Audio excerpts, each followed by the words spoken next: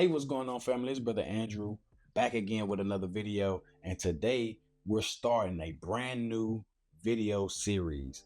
This series is targeted for my fourth graders to help them prepare for their end of the year assessments. Today we'll be covering basic geometry all the way up to some advanced geometry.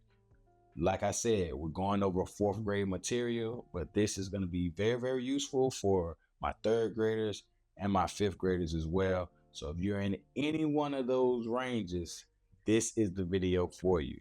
We're going to go over some test taking strategies as well throughout the way. So, hey, get a notebook, get your pencil, and follow along.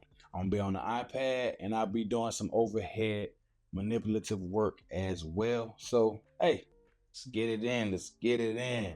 All right. So we're going to start right here with a point. This is a point. A point is an exact location. Now, if we connect 2 points, now we have a line segment. Now, a line segment is just a section or a piece of a line. Now, a line, instead of having points on each end, will have arrows on each end. Now, the points on each end is just letting you know that everything stops right here. This thing stops right here, or this thing starts right here. This is the end of the thing, and the thing is a piece of a line, right? Now, the arrows on each end is letting us know that, hey, just keep going. We're going to keep going. Like a line goes on forever and ever in both directions because it has those arrows. This arrow is telling you, hey, we're going to go on and on in this direction forever and ever and ever. We're not going to stop. And this arrow right here is like, we're going in this direction forever and ever. We're not going to stop, right? These points right here are telling us, hey, we're going to stop right here. We're going to proceed no further. This is the end. These are end points, right? Now, you have some with a point on one end and an arrow on the other end. This is what's called a ray. All right. Now notice in these, the point is easily identifiable. It's one thing. It's just one point, one specific point. Now, the other three, you're gonna want to pay attention to the ends, right? Like if you have points on both ends, you have a line segment. If you have arrows on both ends, you have a line. You have to have arrows on both ends for it to be a line. If you have a point on one end and an arrow on the one end, now you're dealing with a ray. All right.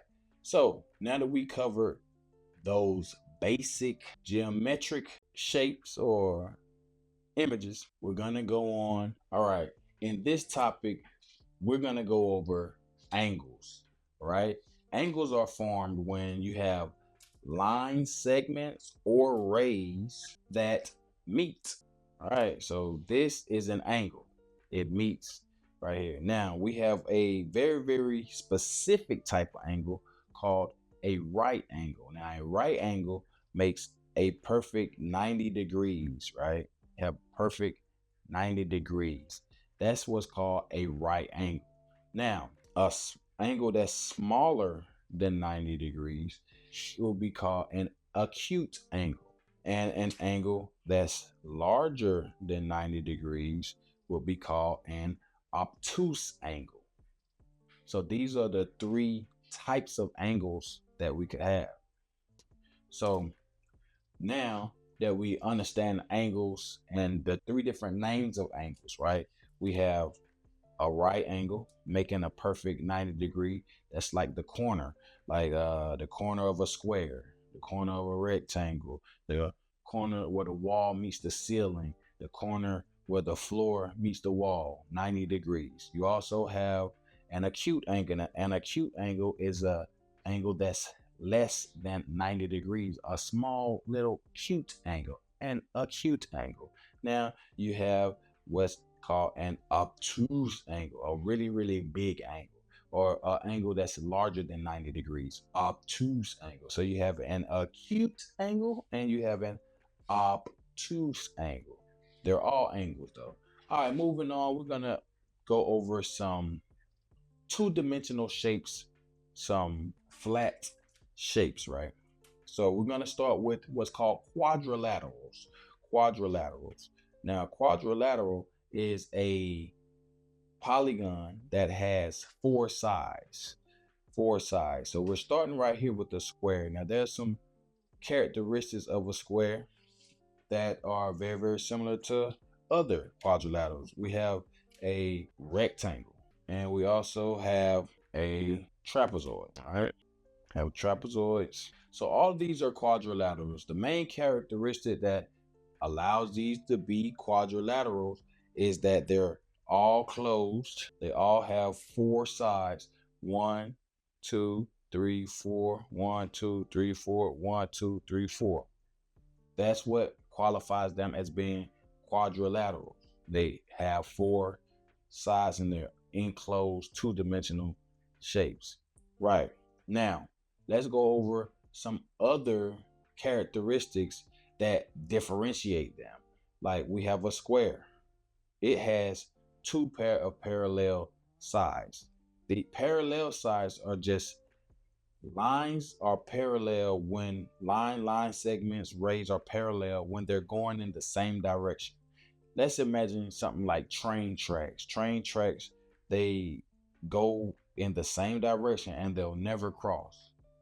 So we have these parallel lines that go side to side, they'll never cross. Then we have these lines that go straight up and down. If we extend these out all the way for 100 miles, they'll never cross. Same thing with the rectangle. We have two parallel lines right there and two parallel lines right there. So we have two pairs of parallel lines. Now we get to this trapezoid.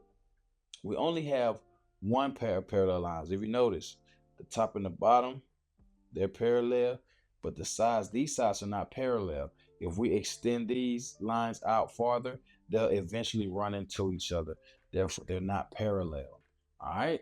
Remember, trapezoids only going to have one pair of parallel lines as opposed to a square or a rectangle or even a parallelogram.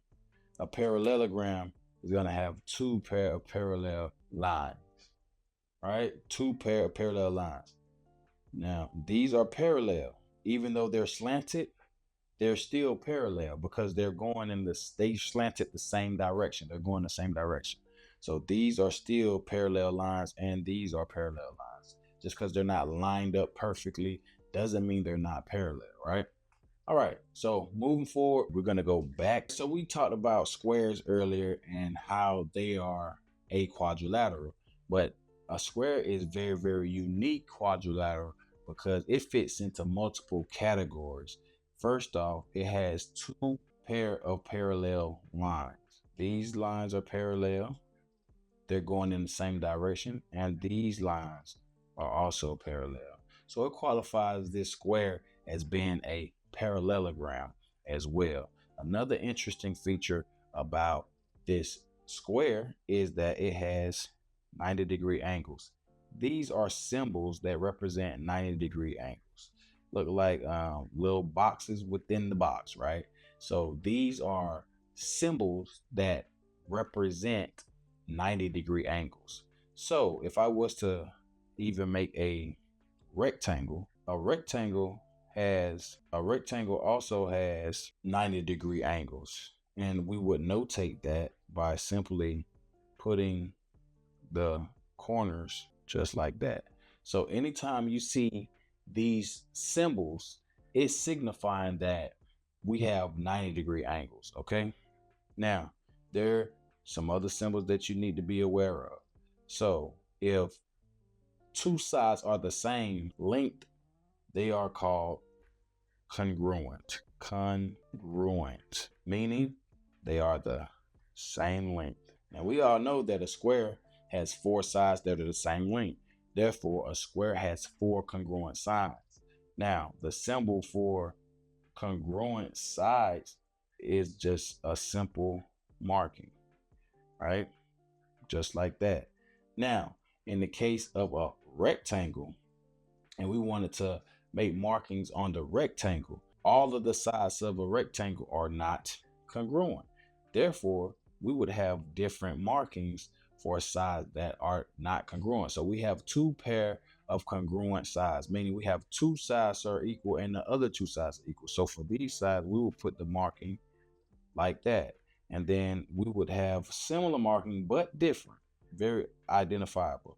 Notice how this short sides have one marking, and we use two of those markings to represent the length of the other sides that are congruent to each other. All right. So these are some of the beginning basic markings of quadrilaterals, or just in general. You know what I'm saying? They don't only apply to quadrilaterals, they apply to all sorts of shapes and geometry figures. We have a square. Now, there's a interesting quadrilateral that, in the other grades we probably called it like a diamond or something like that, but it's very, very similar to a square. And this is a test taking strategy you want to pay attention to. They oftentimes put these on assessments because they're very, very similar, right? So we have two squares. Now, a rhombus, we call it, is simply a square that's been smushed in a little bit, right? Now, notice a square and a rhombus, they have some similarities, like having four congruent sides. What did we say congruent was? Equal, right? So the four sides of a square are equal in length, just like the four sides of a rhombus are equal in length. The difference is that a square has four corners that are 90 degrees. Now, the rhombus, none of the corners are 90 degrees. This is an obtuse angle, meaning it's greater than 90 degrees, and its opposite corner is also an obtuse angle, it's 90 degrees. These two corners are less than 90 degrees. They're acute angles. That's the main difference between a square and a rhombus, right? Gonna want to remember that. All right, so next thing I want to show you is the cube, right? This is a cube, and as you can see, it's composed of multiple squares. It has multiple quadrilaterals all together, right? Each of these flat surfaces are called faces, right? This is a face, this is a face, this is a face. Any flat surface is called a face, right? So let's see how many faces we have on this basic cube, right? We have one on top, we have one on the bottom, and then we have 1, 2, 3, 4 on the side. So that's 4 plus 1 is 5, plus 1 on the top is 6. So our cube is composed of 6 squares, 6 faces, and a face is a flat portion of a three-dimensional shape. Got it? Good. Hey, check this out. This is a square pyramid. Now, a square is referencing to the bottom shape, and the pyramid is the form once we enclose the sides, right? So how many faces do we have on this square pyramid? So we have one square face, and we have 1, 2, 3, 4 faces of triangle faces, right? So we got 1, 2, 3, 4, 5. Now, if you look at this cube in this square pyramid, they have what's called edges. These are the edges. Edges are simply where faces meet, and these edges are line segments. These points are exactly what they look like, points. They're points. They're the specific location where the corners of faces meet, right? These are angles. If you look, this is a right angle. This is a right angle. This is what these points right here are called vertices. One point is a vertex. This one point at the top is a vertex. This is a vertex. When we're talking about more than one vertex, we have vertices, right? So how many vertices do we have on this cube? Okay, we have 1, 2, 3, 4. And if we flip it upside down, we have another 1, 2, 3, 4 for a total of 8 vertices. We have 8 vertices or corner points, corners. All right, if we look at this square pyramid, we have 1 vertices, 2 vertices, 3 vertices. We have 4 vertices on the bottom and then 1 at the top. So we have 5. Now edges are where vertices and vertices, the lines that connect the vertices, right? The line that connects the points, right? So these are line segments. Edge is simply a line segment. How many line segments or edges? How many edges does this cube have? If we look at the top view, we have 1, 2, 3, 4. Now we look at the bottom view, we have another 1, 2, 3, 4. Now we have some going along the sides as well. We have 1, 2, 3, and 4. So we have 4, 8, and 4 on the bottom. That's 12. Now let's see how many line segments or edges the square pyramid has. So we know we have 1, 2, 3, 4 around the bottom. And then we have these edges that go to the vertex at the vertex at the top. So we got 5, 6, 7, and 8. So square pyramid has 8 edges. All right, family, great job. We went from one point and we was all the way up to identifying building 3-dimensional shapes. In the next video right here, we'll be going over place value and ordering and comparing whole numbers. Peace.